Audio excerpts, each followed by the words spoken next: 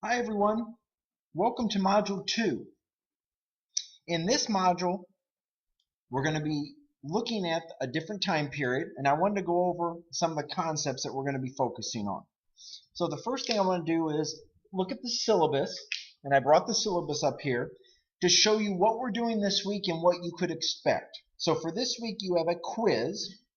The quiz is going to consist of 20 multiple choice questions, and you're going to have 60 minutes to complete it. There also could be true and false questions on there as well. So you'll have a variety of true, false, and multiple choice questions. Here's the grading. Here's the grading right here. The course is out of 1,000 points. Quizzes are worth 100 points, just like your discussion boards. Each question is worth 5 points. So really focus your effort on the concepts of each of the chapters that we're looking at this week. So now let's go to the course schedule just to show you, and don't worry about the dates here. The week goes from Sunday to Saturday. For this week, we're going to be covering reading chapters 5 through 8, which is on the national period and the constitutional crisis. And we're going to be completing quiz number 1. So that's the syllabus. So I wanted to just show you what we're looking at with regard to the syllabus. So now let's go over to the course. Now you see right here we're in Module 2. And I've built Module 2 out. And I want to go over some of the things I have in Module 2 to help you figure out how I've structured the course. So the first thing is the weekly overview. The weekly overview is going to contain what we're covering that week.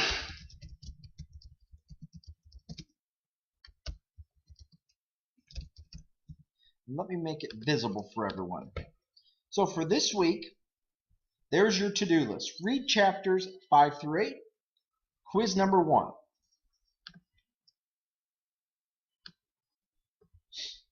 Now, I have also some helpful links in here. So you can click on this helpful links area, and I have some helpful links that you can look at.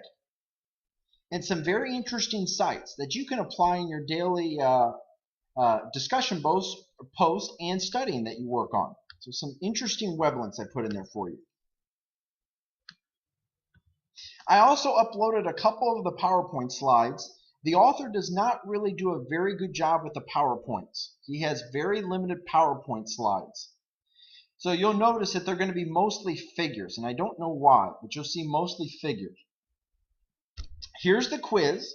You'll notice that the quiz is due by January 17th, which is next Saturday, so make sure to focus on that.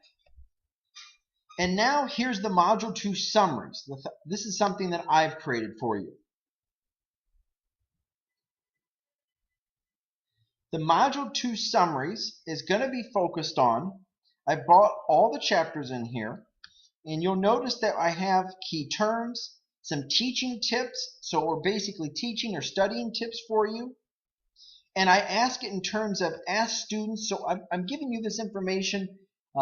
It tells me, it's like a document that I can reference that I've built that when I taught this on campus, I would ask students. And it's helpful for you as well because you can actually look at it and see what I'm trying to figure out.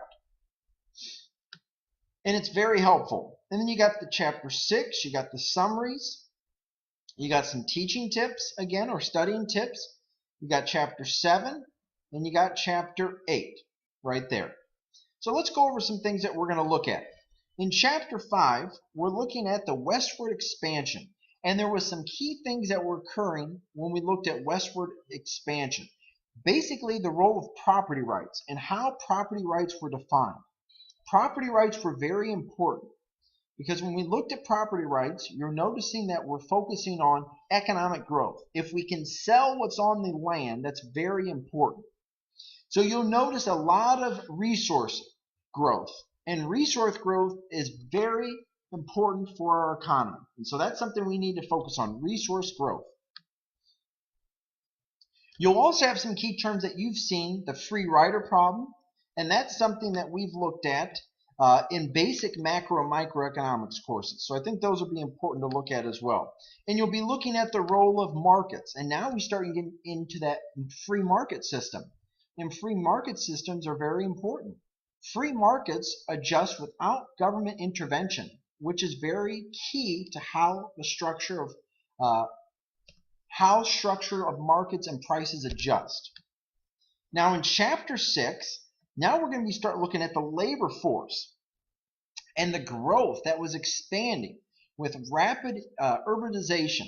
You're going to see a lot of slave trade that started to end, but now you're going to have a lot more immigrants into the actual the U.S. And you're going to see a decline, started to decline. Family size started to get smaller. Now they did start to peak up in the 1900s, but family size got much smaller back then. So those are some things that we're going to look at in chapter 6. Chapter 7 is going to be dealing with the rise of capitalism. Capitalism is going to be focused on the role of property rights, and it's looking at the growth of our economy. And we had to adapt to a lot of changes with regard to social and economic challenges. We're going to also be looking at externalities, and externalities are cost or benefits to a third party. And there's a lot of externalities that were been present during that time. And a lot of externalities the cost were pushed on to other parties. And then someone actually had to pay for that. And that's a challenge that we're facing. And then chapter 8 is dealing with transportation and then the role of business cycles. You notice right now in our economy, we go through a lot of business cycles. And these business cycles are very important to evaluate. Business cycles transform the economy and bring about a lot of changes. So when you look at this, you'll notice that when we look at the business cycles and the fluctuations, you'll notice the property rights are always changing. And that'll bring about a lot of interesting aspects to this week. So make sure for this week, we don't have a discussion board, but make sure to focus on the quiz.